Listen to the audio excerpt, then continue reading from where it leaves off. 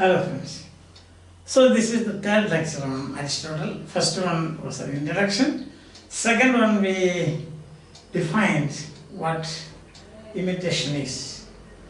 And now imitation doesn't just mean copying. It means aesthetic imitation is different from mere copying or plagiarism. That's what we saw, isn't it? It is a transformation, stylization we can say. Stylizing. Or there is a transformation going on. The smithy of the artist. The artist's mind is the smithy, where this different shapes, it takes different shapes. It is not just you see a tree and then you copy that tree. No, not like that. I think these things we have already done. Already, and it is clear also. Now, therefore, that's the next thing. A work of art is a likeness. Imitation.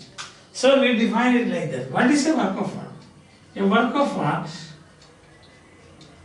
art is a likeness. Likeness, that means similarity, resembling, a likeness, or reproduction of an original. That is the important thing, reproduction. It looks like that, but it is reproduced. A reproduction of an original. So the original means, according to Plato, original is a copy. That doesn't matter because we are concerned about Aristotle. Okay. So reproduction of an original and not a symbolic representation of it. This is very important. And not a symbolic representation of it. That's the thing. It is not a symbolic representation of it. You understand? It can be a model in the real world or an unrealized ideal in the mind. So it can be a model in the real world or an unrealized ideal of the mind. So this is the definition of a work of art. If you accept that work of art is it involves imitation, ideal of the mind. So for example, you can see you have this likeness, reproduction of an original. See, for example, you have got a quarrel between a husband and wife, ending in the murder of a wife. Not a good thing, but it's Othello. That I just want to say that.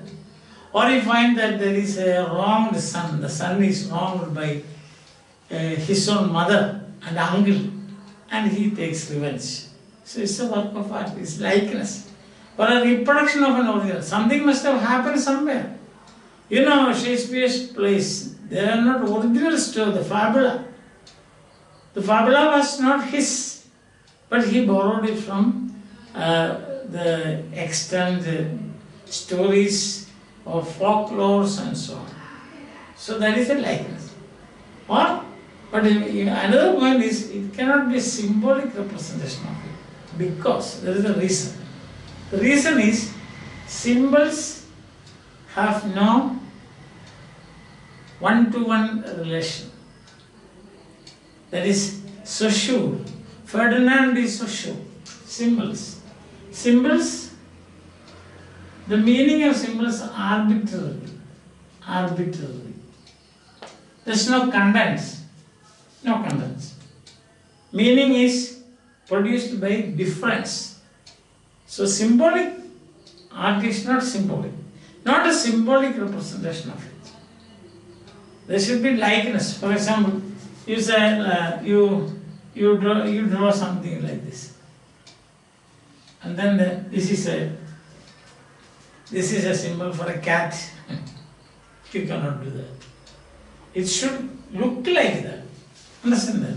It should look like that, not a symbolic. Symbolic representation, the reason is that there is no logical connection between the symbol and what it stands for. That's the reason. For Hamlet, for example, you draw the picture of a mountain, two mountains looking at each other. Can you say that it is Troilus and Chryside? No, you cannot. It has to be similarity, that's the thing. That is, again, with coming back to our, this is Aristotle's Poetics and B6, but you can see it has got some, because of Ferdinand de Saussure's, that is meaning, isn't it? Meaning. How the symbols don't have a theory of difference. Why is cat because it is not a rat. So that is a reference to that you can see. So we have got what we call this reproduction of an original and not a symbolic representation of it. Can be a model in the real world. These things are, we can see in the real world, husband and wife quarreling. Sometimes if the wife is strong enough, then the wife will kill the husband. The husband is strong enough, the wife will. So these are models in the world. Othello, I'm just talking about that.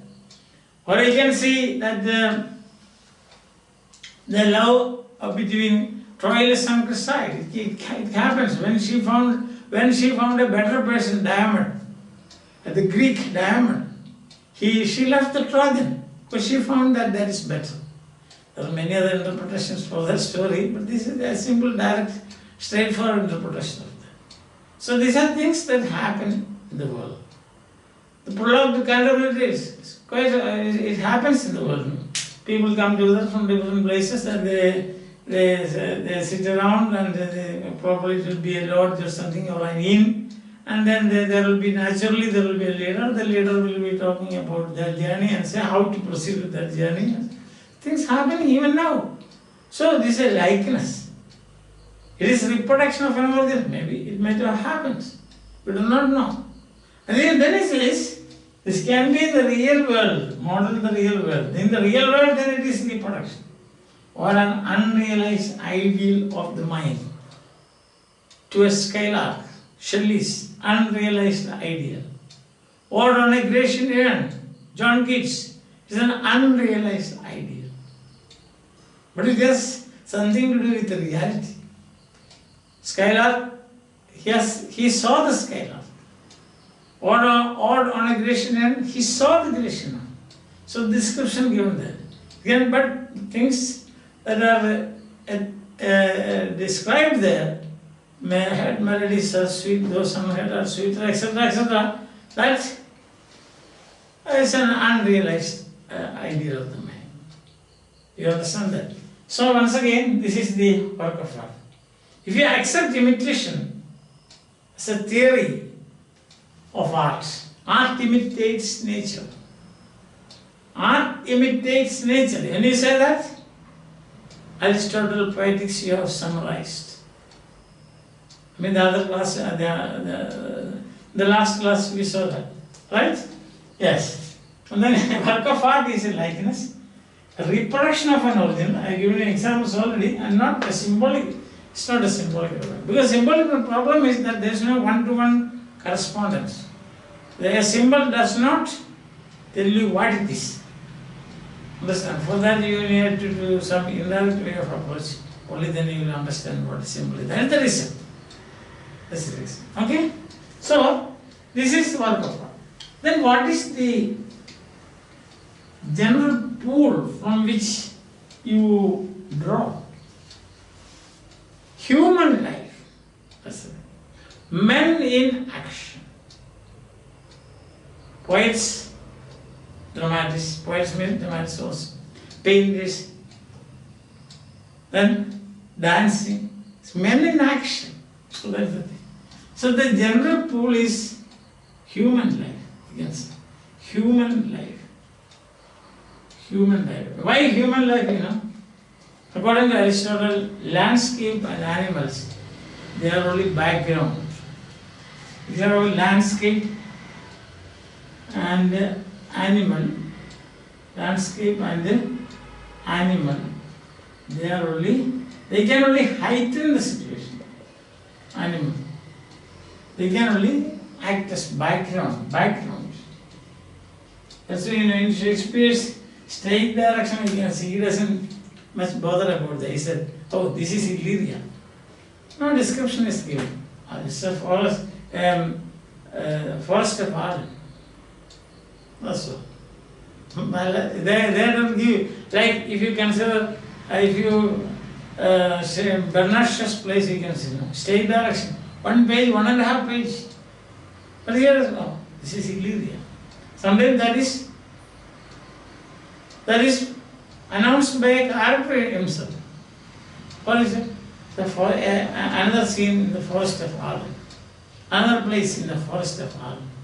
Arden, as you like it is. So that he doesn't bother much about it. That may be the reason. So the actual symbol, that is human life. You understand? The object, human life or life of humans. And life of humans, what do you do? You can see, you can, what do you call it? 1, 2, 3, 4, you can say. If it's a life of humans, it will become very, very general. So human life, men in action. Art imitates nature means not nature as you see, but the reproductive principle of nature. That also we have already seen. So what happens? What are the actual objects of aesthetic imitation? Generally we can say this, men in action. Then if we say first one is the character. Character, the defining qualities. Character, that is Greek word, defining the characteristics, moral qualities or permanent dispositions. That's the first thing. The characteristic moral qualities of a person, the permanent dispositions, not fickle, changing dispositions. Now we can see permanent dispositions. See, in Hamlet you find indecision, that is character. In Othello you find jealousy, that's his character. In Macbeth it is ambition. It's a permanent dispositions of the mind. That is meant by character. The permanent dispositions of the mind, character. And it should reveal certain conditions of the will. Revealing certain conditions of the will. That's the thing. There's a characteristic moral qualities, Iago for example. That is characteristic moral quality, Cassius, Brutus. They have all that characteristic quality. Moral doesn't mean good quality. It is the defining quality of that person. Character, in fact, that word got this meaning moral after a very long years of use. Character means, when we think about character, we say a good character. It's understood now. It's a kind of ellipsis. Character, a good character. Now, character here is the defining quality here. The defining quality. So, you find the characteristic moral qualities, means defining qualities, the permanent dispositions of the mind, revealing certain conditions of the will.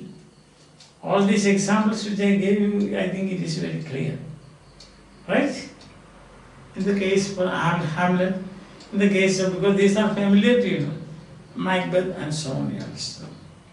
And now second is, what do you imitate this second? Pathos. Pathos means transient feelings and emotions. Transient, temporary. Transient feelings and emotions. Transient feelings and emotions. They are not permanent. They are not. For example, passing moods, you can say. Passing moods. Passing moods. That's all. You can see now. In Hamlet, when Hamlet meets Ophelia in a very critical situation, she shouts at her. Isn't it? Go you to a nunnery. See that scene you remember now. Go you to a nunnery. Shouting. Or you can say transient emotions. You will find in other characters. So you find the ghost scene. When Horatio and his friends and Hamlet they see the ghost, then that is transient emotion. Understand? That is not a permanent character. Transient emotion.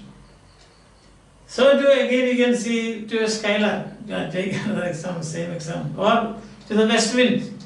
It's a transient emotion. It's not a, can you call it a permanent disposition of the mind?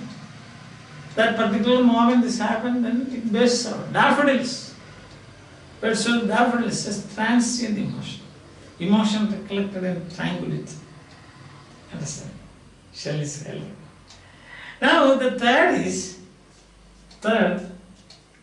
you can see that is praxis. It's a praxis. The expressions, all the expressions of human energy. Praxis. 3. Praxis. That is all the expressions of human energy. That means deeds, events, situations that you create. Deeds, events, situations that you create, incidents. Incident and event are almost the same, no? Incidents. See that? So you have got incidents, events, situations. But these should spring from, as a condition, a rational mind. Spring from an inward act of will. Springing from an inward act of the will. That means rational. A rational person. A reasonable person. Suppose you are mad for all those things you are doing, that cannot be considered as praxis. That is beyond you have no control over it. Your action should have control over it. Or you should have control over your action. That is what we say praxis. Understand me? That men in action, that's important. That men in action are the objects imitated. We have already told you that men in action are the objects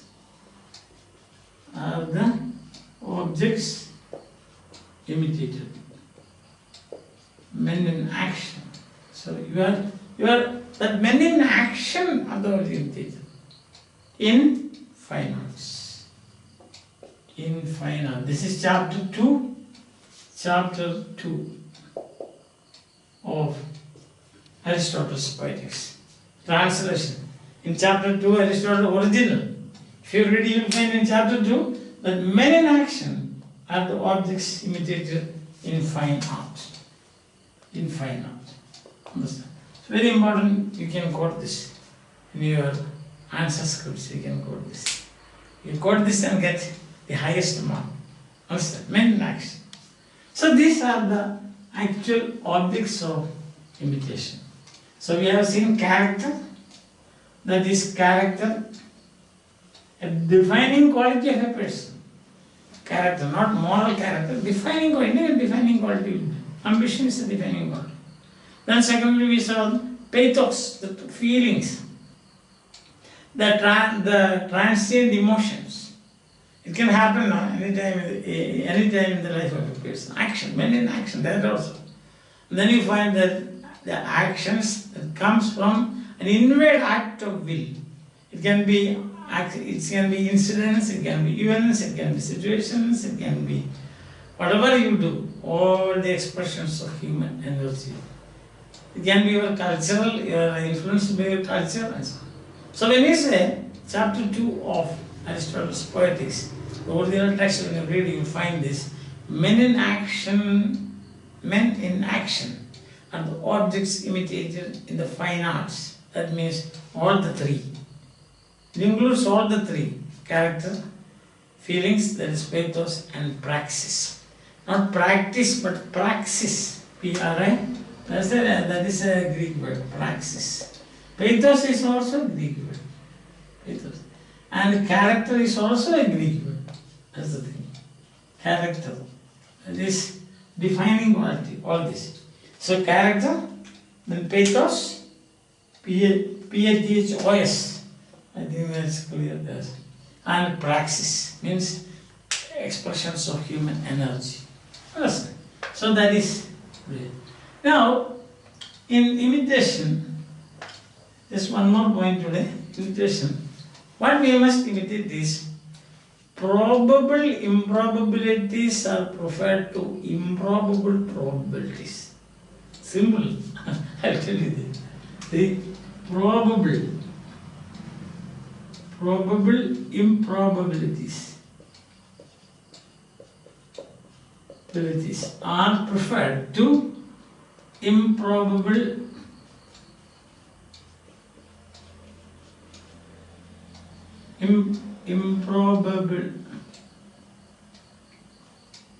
probable improbabilities are preferred to improbable probabilities. Improbable probabilities. That's just like juggling, that's a juggling of words. Probable means possible. Means rash, something that should not question your reason, so to say. It should be so unreasonable. Probable improbabilities. This is rational. Your action should be rational, not irrational. Means, for example, first I will give you an irrational example, then you will understand. Suppose in Othello, again we could, because that is familiar to us in Othello, Othello murders Desdemona. Suppose Desdemona murders Othello, that is irrational. It doesn't appeal to your senses. Doesn't. Suppose that happens. How can you believe that? It's unbelief. There is a theory of art is suspension of disbelief. That is, for some time you suspend disbelief. But how can you think about a situation where if you read this, if you know the story, how can you ever think that? Suppose Othello gets into her bedroom with a candle, and then he says, put out the light, and then put out the light. Immediately Desdemona gets up and takes a dagger and stabs him. That is improbable probability. It cannot be. Same thing with the Macbeth and Duncan. Suppose Macbeth enters to murder Duncan. Immediately Duncan gets up. He is also a king. He knows martial arts. And he gets up with the dagger and he stabs him. Not possible. It's not possible. So that is, the other things are probable improbabilities. It's a rare happenings you can see. Probable improbable, rare happenings. For example, Kennedy's assassination. This is a probable improbability. Normally it is not possible, but it is possible. If you have got the technical knowledge and your support and all those things. So also American president, how protected is he? But still, we cannot, but things are probable. A mother and mothers, in the case of Hamlet, Hamlet is the son, Hamlet is the son, Gertrude is the mother. And mother and Hamlet's uncle, they conspire to kill Hamlet's father, and then they get married. Very rare, but it's possible. And they live a happy life. Understand that? It's very possible, it's all right. It is very probably improbable this will. Heard melodies are sweet, those unheard are sweet. That is very, we must say this is rational, fully rational. So when you say, you prefer probable improbabilities, I have given you many examples. So, or suppose Calvin and Prosper, they are living in that island. Then one day Calvin gets angry and they catches hold of Prosper's neck. And he behaves like a frog in the drama, in the play. He will not be. Because why? Because he is a magician. He can calm him down anytime. So such things are, that is what we should say, it causes a kind of nausea when you see that. Willing suspension of disbelief is all right, but it cannot be all the time disbelief. For some time we can have disbelief, but because whenever you see a thing you disbelieve, you are forced to disbelieve. That's not, that you cannot say art. That is why Aristotle says, what is preferred is probable improbabilities rather than improbable probabilities. Probable means possible. You can do it like that. See that?